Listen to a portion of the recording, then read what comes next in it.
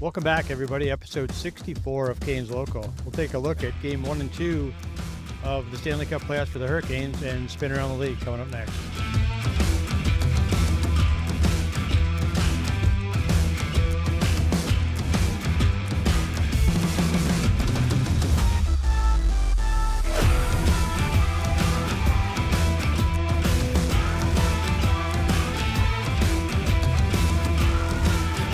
All right, so let's dive in. Game 1 and 2.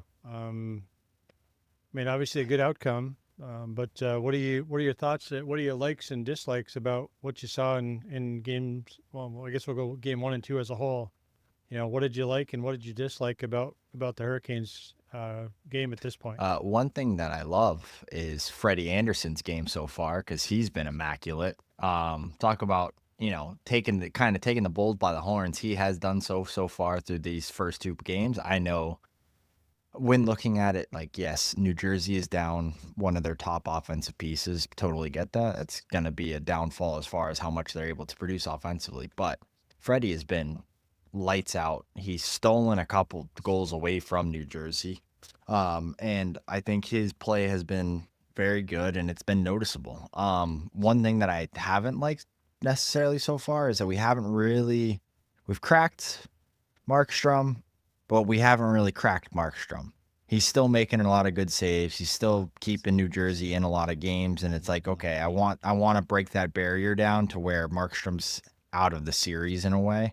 And I feel like we haven't quite gotten to that yet, but a lot to the good for so far from my point of view through these first two.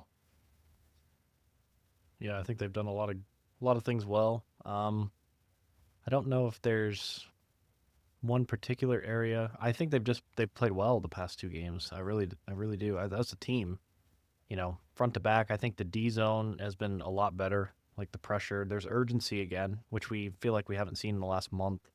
So, they finally have some urgency of, getting out there and getting wins. And because, again, if you roll over on this Devils team, they could still win the series. So yeah, this is so far from over. I don't think people understand how far from over this is, but yeah, just get to Markstrom early seems to be a good thing. It was really good getting that first goal as quick as they did in game one. Yep. The shot from the point and then the net front from Carrier. But yeah, they've played well. No complaints from me. Such a good screen. Carrier ended up in his lap. I know. Yeah, I know. Yeah, and me too. I think that the biggest thing for me is that Freddie is seeing the puck. He's tracking the puck really well, and I think from the standpoint of the from where you saw them kind of shy away from or switch away from what they were doing early in game one. Yeah, they got the early goal, but then it sort of went dry for a little bit. Where, but Markstrom is so good, and Tripp said it on the broadcast. He's so good down low. But if you look at all the rest of the goals throughout the rest of that game, and also into the second game, everything was up high. I mean, Martinook, meets him high over the high glove. So he really struggles up on the top side of the net. So that's where our wheelhouse has got to be. I saw in last night's game, Freddie was the star of the show. He made some ridiculous saves. He tracked the puck really well. The thing with him is he made all the right decisions when he went, when he moved laterally, or he went back and forth. So, for me that, he's been our best player. Got some guys that I think are still, they need to step up a little bit. I think they played well for the most part, but I still think too many turnovers. Orlov, way too many turnovers. And then I thought in the game one, Jackson Blake looked ordinary, and he was just, I think, we were talked about it offline, but I just think he looked like he was a little bit nervous about the physical part of the game. But I didn't see that in game two. So that's a good sign that he's kind of moving his way out of there. But I think overall, really, really solid effort from the top to bottom.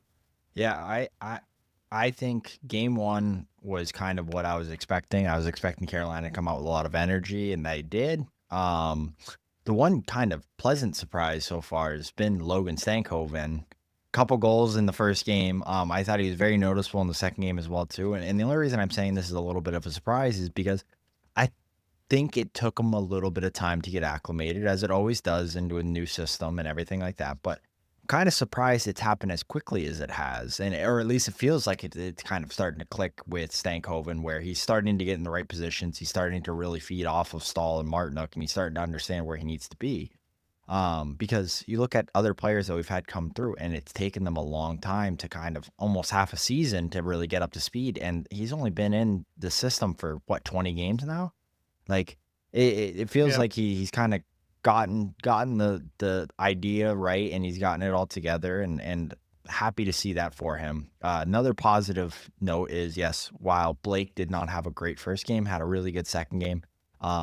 A lot of times it takes guys, and you're seeing this in Ottawa, you're seeing this with other teams around the league that have a lot of young players with inexperience, is they struggle to learn it's a whole different game. You like NHL regular season is one speed, and then NHL playoffs is another speed. This is the highest speed, highest physicality, best hockey you will see, most defensively responsible hockey you're going to see out of any team you come up against.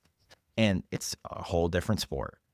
So I'm Yep. happy that it only took him one game to really get adjusted. That was the thing I was Yep. nervous about. I was like, you know what? He was having a really great end of the year. Can he continue to go in playoffs? Because it's hard. Look at some of the best players in the league. I mean, look at all the guys up in Toronto. They have the best regular seasons in the world, and then so far this playoffs haven't, but they tend to disappear in playoffs. And it's like, yeah, it's because the game's so much harder.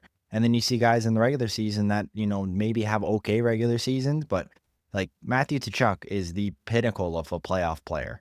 Like you Hmm. want a playoff player. He might not have the best regular season all the time, or he might be injured a lot. But when playoffs come around, push comes to shove, he's going to give you everything he has, and you want to see your young guys show that kind of effort. And I thought Blake in game two that's exactly what we needed to see. Yep. Yeah.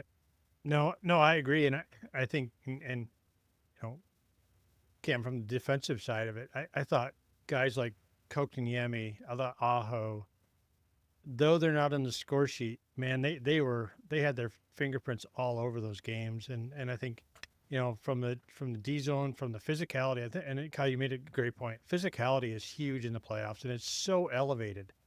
I mean, I looked at the hits in the first game, and 50 odd hits for each team, or Hmm. something ridiculous like that. You don't see that in the regular season, but it's 4 games and out, so you can't take a shift off. You can't take any time off. So I think it's just going to keep getting. I don't know if it gets better more, or if it stays the same or gets less. So maybe you guys can weigh in on I that one. think physicality is going to stay there the whole playoffs. Whatever team makes it to the end, it's going to be as physical in the finals as it is kind of the first half of it. But Yeah. No, I agree. I think it's kind of nature of the game. I mean, it's 7 games and you got to win 4 of them. So, you know, there's not much room out there. So you No. got to kind of make some room Yep. for, the guys to be able to put the puck in the net. So Yeah. it makes it tough. But yeah, D zone wise, they played really well. I think everybody's kind of contributed, you know, everybody, even if they're not on the score sheet, everybody has made an impact in the D zone in some way, shape, or form. I mean, even Svetch with his empty net goal, he still is. He's playing a lot better hmm. than he has in the past Oh couple yeah. weeks. So No doubt. it's everybody's elevated at this point, and there's no real kind of weaknesses that I see at the right now. So if they keep playing, if they play the same way they have in game one and game two, they could go really far. Yep. So, Yeah. but they got to keep it up. They can't take any nights off. So Yeah, the other thing I noticed too is that we haven't seen the production yet out of, say, Jarvis um and Blake and Aho and those the top so the top some of the top six guys. So, but they're playing defensively so well. I mean, Aho saved, I think, a couple of goals last night, and then just the way they play in the D zone is really really encouraging, because we're going to need that as well as the goal scoring, because New Jersey's no joke. They're not. They're gonna keep coming at you, and the stacks. It's the deck stacked against them. I guess I was trying to find that word, but because out two defensemen go out game one, and they're without Jack Hughes, but they still seem to generate something. And Carolina can't take a game off, man. If they do, could easily go the other way. Yeah. I the one guy I want to make note of just before we I guess wrap up with Canes or kind of go final thoughts with Canes. Jordan Martinook with 3 points to the series already again continues to own the New Jersey Devils because last year I'm pretty sure in the 6-game series he had like 8 points or something like that. I think he had 4. Yeah, he had 4 goals and 4 Yeah, it was assists. something bananas like that. But so he continues to be red hot. But that's another positive sign is if Carolina can continue getting depth scoring as well too. Once that top 6 kind of lights up, it's going to be all the better. One guy I want to talk about, and I feel like I haven't given him any gripe all the year, so I'm going to give him a little bit now. But Shane Gostisbehere, if we can't figure out where to be on the point on a power play, let's just not have you on the power play. I'm so sick and tired of so many times. Yesterday, perfect example. Andrei Svechnikov rounds the net after a face-off win, and it is so obvious there's 4 guys still on the right side of the ice, and Svechnikov is rounding. Where do you think that puck's going to go? Do you think he's going to wrap it back against the grain all the way back up the boards where the other New Jersey defense are? Or do you think he's going to try and dish it off the boards to the point where the point man should kind of slide across the blue line and then we can set up and generate some offense? Well, he does the obvious thing, which is play it off the boards where your defenseman's supposed to be. Shane Gostisbehere is still on the right side talking to the New Jersey bench, waiting. I don't know who he was asking for an autograph from, but he was waiting to get it because he doesn't shift over to the left side at all, and it goes right out of the zone, and then we have to go break it into the zone, but he does it so consistently. Like, he's never in the right position, it feels like. He's never a supporting member. Yeah. He's, like, trying to get a one-timer, and it's like, dude, the puck's behind the net. We don't have full possession of it. We're not set up. You're not getting a one-timer right now. What are we looking for? Get your ass across the blue line and become an option. Become available. Yeah, I thought the same thing with I thought the second unit was our better unit when the limited time they were on the ice. I think the first unit just moved around the perimeter and it really didn't generate a whole lot. And it was funny because I was sitting last night. It was we got, I think, the Aho penalty. I'm sitting there and I was talking to Jacob in front of me, and I said, I was talking to Exum. I said, at least we're way better on our penalty kill than we are. So we have a better chance of scoring on our penalty kill than we do on power play. And 20 seconds later, Martinook scores. So, it's just about puck movement. It's about movement, and they just don't move the puck quickly enough. They're stationary. They don't react quickly enough. And that first unit is just, I don't know what we need to do to it, but we need to do something because we're going to need it as we go in the playoffs because you can't rely 5-on-5. You got to take advantage of power plays as often as you can. No, because we're going to have to go through one of either Washington, or we're going to have to go through Washington or Montreal, who is always, it's going to be a better opponent than we have in New Jersey right now, just because, again, New Jersey fully healthy is a legitimate team. Right now, they're missing their number 1 defenseman and arguably their number 1 defenseman and their number 1 forward as well, too, because they're missing Jonas Siegenthaler, and they're also missing Jack Hughes. And then on top of that, they just went down 2 more defensemen, who one of them was their number 1 D-man on the power play. So they're down a lot of bodies. Carolina can't let their foot off the gas, but in order to get out of the next couple of series, there needs to be more out of the top guys. And that top power play unit has to get going at some point. And I genuinely think if the way Burns is at least moving around on the blue line, I'd rather have Burns on the top unit than I would Ghost right now. As crazy as that is to say. I'd almost rather that because at least he's willing to support and dish the puck off, and he doesn't hold on to it. He's not one to feather it off 15 times before dishing it. He gets it, he either fires it into some shin pads or he dishes it off again. So I'd almost rather that at this point, because at least if he fires it into some shin pads, maybe we get lucky with a bounce and it turns into a weird chance. But I don't know. That's my gripe with Ghost right now. I agree. Yeah, I mean, I just think the power play just struggles in general. I don't know if it really matters at this point who's on it. I mean, I don't know what the solution is. Well, solution's Nikishin. How to fix it. I mean, I guess, but he hasn't even signed a contract yet, so it's tough. I don't know. It's tough. But again, as long as the penalty kill does well, I mean, these games are going to be low scoring. So, but then you look at a game like yesterday with Florida and Tampa. I mean, those guys were putting in power play goals. That's left, what I'm right, and saying. center, It so might work in this series, but we're gonna have to at some figure it point, out in yeah, order to work in other at series. some point it's got to be figured We gotta out. at least be 20% on the power play. I don't have any hope it will be. We gotta at least. I don't have yeah, any hope it will. We gotta be, at least but be 20% on the power play. Like you gotta at a minimum be I agree. 20%.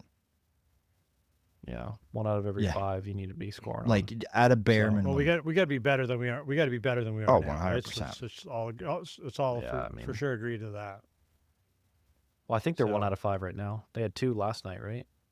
And they were 1 for 3 in the first game, so they're technically 20% right now in the playoffs. That's fair. So, you know what? we're Hold giving on. as Let's much not shit give as them we're too giving much them. shit yet. Hold on.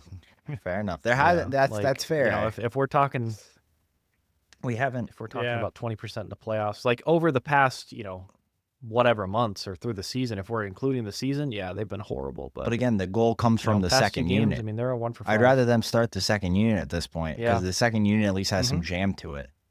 Well, I don't know why they took Hall off and put Svetch back up to power play unit 1. I think he's so important. I do. I agree. I think he's good for zone entry. I think he's good for Mm-hmm. utility, for passing options. Like, maybe they just wanted him on that second The- unit just the- to give some the juice thing to the that- second unit. I don't know. Yeah, the thing with me, the second unit, they're almost. How do I say this? Not sound like a kind of a dick, but they're almost like they're a little bit a little less skilled, so they don't try to always make the perfect pass, perfect play. They make the perfect. They're simple. Seam pass. They're simple. They're more They're than willing to just make it a shooting they're- gallery. There's like yeah. I call it we'll call them the hard hat, Yeah. power play unit, because they just do it. They just get it through. They pound. They play like we play 5-on-5, and that's the way we need. I'd to almost play. rather at this And point, let's our just throw penalty- the fucking stall line out there and hopefully they throw Yeah. the stall line out there with 2 defensemen and just they probably and score he's- more goals than we're doing, or they're probably Yeah. at least more effective than we are right now. Yeah, because you generate chaos in Yeah. front of the net. You get to the interior of the ice quicker, and you create chaos down low. And like I said, it just seems to me that's what the But- scenario is with the Rod, top unit. if you do listen to this, and I highly doubt you do, but if for some reason you do, please let's just start with the second unit. Just run it a couple times. Start the second unit, and the worst thing that's gonna happen is they're gonna generate a lot of energy. Like there's gonna be energy energy, and chaos, some yep. chaos. They might not score on every one, but at Mhm. least there's gonna be some momentum created off of it because that's Yeah. all they do. They're not focused. Yeah, I totally agree with you. Not focused on setting up the perfect play. They're just focused on getting the puck to where it's gonna have a chance of going in the net. And sometimes that's all. And you're going to burn their first penalty kill line. Sometimes too. that's all you need to do. You just got to get it Yeah, into the you're gonna mixer. burn- You got to get it to the Yeah, mixer. you're Yep. going to burn Pesci Yeah. and all those guys to where the first unit can be up against their second group. Because, Yep. well, at home, away they have last change, so it'd be a little tougher there. But yeah, I don't know. It's a problem, but it's not a problem that's impacting them right now. No, So but again, I guess outside of they're- this they're fine with series, sweeping another rug it for hurts. now. But Mhm. we also forget New Jersey has the second best penalty kill in the NHL too. So let's not take Yep. that Yeah. with So, I anything. Yeah. They are good. Yeah, no, they definitely are, and we'll see. So, final question. Well, for me, anyways, to you guys on, you run with Freddie on Friday. Yes. 2 days off. Yeah. Yeah, me too. Yeah, They no, have to. he's going until he Yeah. proves he can't. I think so too. I think he's gonna go until he can't. And knock on wood, I hope he's got at least 16 more wins in him before the end of this. Or well, not 12 or 14 I was about now. to say but, 16 more. He's uh, playing 2 extra. well, 16 Yeah. total. So preseason next year. yeah, Yeah. I'm already thinking ahead. But No. so, anyways, we'll see. So Friday night, 8:00 is puck drop for Game 3, and then Sunday afternoon at 3:00 again. 3:00. Yep. And then back home. If we still have to come back home, well, we're coming back home anyways. But Game 5 will be on Tuesday. So. So around let's do a kind of a final shift on the Hurricanes. Any final comments before we step off them and just take a quick peek on kind of the other series. We'll leave this episode with let's look at a series, and I'll let you guys dictate which one you want to talk about that maybe has surprised you a little bit as to where they are currently. You know, whether the team's up 2-0, tied 1-1, or what your expectation was going into the first two games of the playoffs. I think the only one that's been a real kind of semi-shock to, but the Florida Tampa one is definitely one, because I mean both you guys had Tampa going through. I didn't expect Tampa or Florida to win on the road in game one and just dominate the way they did. But I fully expect that Tampa has a bigger return on their players in the second game. I think that it's going to be tied going back to Florida, the series wise. But the one series that's actually shocked me is, I know I said that Minnesota has a chance, but boy, they ran over Vegas the other. Yeah, that was going to on be the road mine. too. Yeah. That was going to be mine. Playing in Vegas too. to pull a win out, like, Yeah, that's no, that's the one that surprised. That's my surprise as well, Kyle. Yeah, I think that they just for me, it's the Toronto and Ottawa series. I think I didn't. It's very lopsided. I really don't think Ottawa really has much of a chance. I totally Like, I know disagree. they took it to OT in game 2. I understand they took it to game 2, or they took game 2 to overtime. But out of all the underdog series, I guess if we want to call it, I think Montreal had a really good showing against Washington. They got outplayed in the first like 10 to 15 minutes, sure, but Yep. they didn't break They at all bent throughout a the little game. bit. They bent, they didn't break. And Yeah. if I'm Marty St. Louis, taking that game to overtime on the road, Yep. I think they play tonight. They do. They do play tonight. They do. Yeah. Do not be shocked if Montreal comes out and absolutely just works over the Capitals. Seriously. I know Yep. they have their starting goalie back, and they're pretty healthy overall, but man, oh man, they're going to be a problem. That top line for the Canadians is so good. I don't know if people realize how good they are. So for Washington, if they shut down that top line, they win the series. They probably sweep. But if they can't, this series is going 7 for sure. Yeah, I think the matchups too. I think the matchup is going to be important for Montreal when they go back home, because in that overtime, you're not lining up Patrick Laine against Alexander Ovechkin. So that's, I mean, for me, it was a lineup issue. It was a matchup issue. It was in often overtime icing. when they Yeah. scored. So also I kind think, of off of a bullshit icing, if you ask me. I'm not gonna lie to you. Did you see the It play? wasn't the greatest, but Yeah, it wasn't great. It was like it wasn't the it greatest, was a but clear, like, Laine was touching that puck clear as day if he doesn't get cross checked in the back. Which I'm not saying it's a cross check. Like sure, that's playoffs. Like I'll give him that, but you got to call that icing off. Like, because if there's no interference on the play, then he's touching the puck, and I don't know about you, but every time that I've reffed, that's been a call off instantly. No. Yeah. I mean, but you don't know. It's really so subjective. I mean, unless the Especially officials in come that over and level. says, Yeah. look, you screwed that one up, center ice, and but it's got to take all four of them to agree. And when the problem with that is once you start opening that window, then man, it gets really dicey if you don't call one that's similar, close. How close is close? So it's almost like it's better to be cut and dry, and just unless it's painfully obvious that it's I a felt call. the only reason I'm saying that that's painfully obvious is because if the player doesn't make contact, and this is at least my understanding of the rule, if the defending player or the player that is going to be on the receiving end of the icing, or on the beneficiary end of the icing call, so Washington in this example, that defender interferes with the player with the puck as far as lifting their stick, doing anything to mess with them from touching the puck, it nullifies the icing altogether because you're not allowing the player to chip the puck in or do anything like that. Or in the same vein of breath, if you would have not focused on the player and focused on the puck, you would have negated the icing yourself as well too, because you would have been easily able to touch it. That to me is as cut and dry of him hitting the player, first of all, stops him because the puck goes right between both of their feet. So it stops line A from being able to touch the puck, but it also stops the Washington. I don't remember who the defender was, but it stops that Washington player from being able to play the puck as well too. And he could have easily played in that puck. It went right between his feet. It was on the ice. Like, yes, subjectively, sure, we don't know if they touched the puck, but they're in the NHL. They're touching that puck 99.9% of the time. That's where it was like, to me, it was so cut and dry in that idea of like, if that defender doesn't hit line A's touching the puck, or line A misses, that defender's grabbing the puck before it hits the goal line. And then it goes down and it's right off the faceoff and they end up scoring to win the game. I don't know. I just felt a little funky to me. At the end of the day, they left Ovi wide open in front of Agreed. the net. They did. For two chances. Agreed.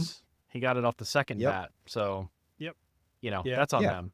Like, I understand the thing, but at the end of the day, if they truly wanted to win that game, somebody would have been laying out in front of the goalie, or somebody would have been all over him. Like, he was literally the second all by Ovi himself. missed on that first one. There should have been body. Somebody playing the body I know, on that's Ovechkin. what I mean. Somebody should have put their face on there or something. Like there should have been body contact with Ovechkin to interfere a shot. Yeah. Well, the same thing happened in the Toronto game. I mean, Ottawa, he went through two guys. Domi went through two guys. No body contact whatsoever. No, that's why I think that one's over. So yeah. The only reason I don't think that Ottawa is over is because Ottawa carried the play of that second game entirely. Outside of the first 10 minutes of that game, Ottawa carried that entire game. Yeah, but I think that Toronto is people are really underestimating. Like, I know they haven't done it before and they haven't done it yet, and they need to actually prove that they can do it. But I'm on the bandwagon of Toronto this year. I really am. I just think they're so good, top to bottom. Their lineup is so good, so good. And I think Stolarz has outplayed Ullmark so far. Yes, don't be surprised if Stolarz loses it in this third game. Hey, listen, if he does, then fair play. It is what it is. But at this point, through two games, I don't see any indication that Montreal or Ottawa's going to have any chance in that one, unfortunately. Yeah. I'd like to see them too. I'd like to see that series go 7 for sure.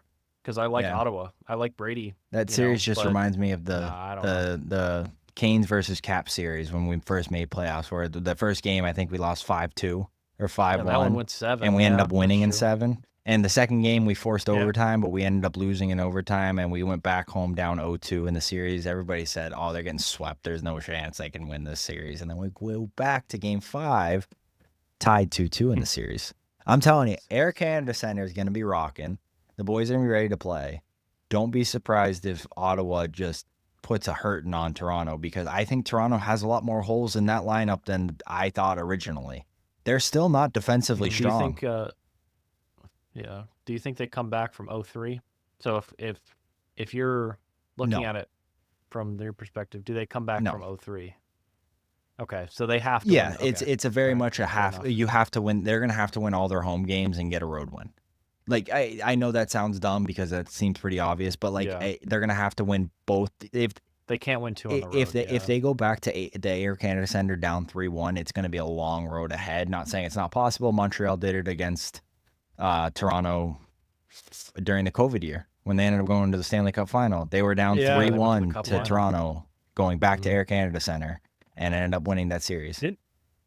Didn't the Bruins do it to the Leafs back-to-back years? Last year they did it to them too. They were down 3-1 in the series, and they ended up coming back to win it. So Ottawa, the message to the Ottawa Senators you're not out. There's always a you're chance not out. when you're I'm playing telling you, the Toronto guys. Because when I watched that game last night, I thought Toronto fixed all their defensive zone issues. They have not. They still gave up way too many good grade A chances, way too many to be a genuine contending team. Now, yeah, but they also don't have Samsonov in the net. Agreed. But at a certain point, I don't think Stolarz is going to be able to hold this ship down, especially because he's already losing his mind. He's already going after guys. He's already swinging his stick. It reminds me a lot of Markström. That's why I don't think Markström's going to be. His head's already almost out of it. If we can get his head out of it entirely, the series is over. Same thing I feel with Stolarz. He's swinging his stick around. He's running around like a maniac. There's very few goalies that can keep their head in that situation. Even Binnington loses his head, and when he loses it, he ends up letting in 6 goals because he's lost his head. Yeah, that's a surprising series for me too.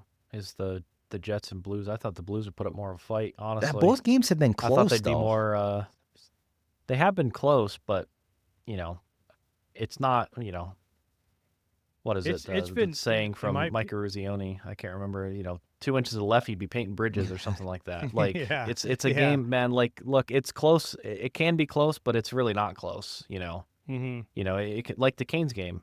I mean, it was 2-1 basically the entire game, but realistically, until the final minute, New Jersey really didn't have many like great A's. I mean, yeah Timo Meyer literally whiffed on an open net. That was yeah about the yeah best chance they had for the it last half was. Freddie of had the a couple game. great So, A saves in the game. Oh, he I did mean, right he at the end. did. He had a toe save Yeah. that came across, and I'm like, ooh. I was like, there's Freddie Yeah, that we need to play the Yeah. only every thing I'm single gonna say game. on that save is that and this is nothing. I don't know who shot the puck, but he shot it right at the middle bar of the net. If he'd have shot it anywhere to the left side of the net, Freddie he was not positionally sound to make the save. He just happened to be in the way and it hit him. But man, he goes anywhere on the left side of that net, it's still open. Yeah, I don't. Yeah, I don't know if I'm talking about the same save because he was fighting through traffic. He went down in the butterfly and kicked his leg out, and I was like, I looked I'm at the talking about guy. the one off the face off where it like ricocheted and then the guy in the middle of the slot got the shot off and it hit Freddie in the pad, but Freddie was legit on the post basically still. And if he hit anywhere on the left side of the net, it was a save. Yeah, I don't Yeah. know. Maybe we're talking I don't know. different ones, but anyways, the one I saw, I'll table with. It was impressive, very very impressive. So anyways, we'll unless you guys have anything else you want to hit, we're sort of hitting that 30-minute mark for this one. If but I would like to say that Kyle, you and I are out on one of our predictions, anyways, so far. You had the Avs in Uh, 4, and I had the Vegas Golden Knights in 4. So Cam, you're still holding strong, so you don't have anybody that's broken your prediction at this point. But Kyle and I are down. We're down to 7 at this point. Yep. So Cam, did you have Yeah. any Mine's probably sweeps gonna get in broken. the first round? I did. I had he LA, I did. think. The LA, I the man, I'll Kings. tell you So what. they play game 2 I'll tell you what. tonight. I Edmonton's So winning that game too, man. They have all the I don't momentum. know, man. Yeah, they got to score. They got to score 8. So we'll see. Yeah, yeah, They I almost know. did last So They game. just They have scored to. 5. They scored 3 in the I know. That's third. what I They scored mean. 2 That's in why they were in the yeah. game. Yeah, for sure. But if they don't score 8, boy, it's gonna be a long road home. Get the broom out. They got to score at least 6, 7, 8. So good luck. yeah. So, anyways, playoff hockey continues tonight. Canes back on the road. They're going on the road. They'll be back on the ice Friday night at 8 o'clock, and then back on Sunday on the ice at 3 o'clock for Game 4. So, unless you guys have anything, we'll close this one out and sound the final buzzer. That we're gonna head to the showers, and but we do appreciate everybody for listening and subscribing and doing what you can to support us, as we love doing it and we want to keep doing it. So whatever you can do, that be greatly appreciated from our side. So for Cam, Kyle, and myself, have a good night.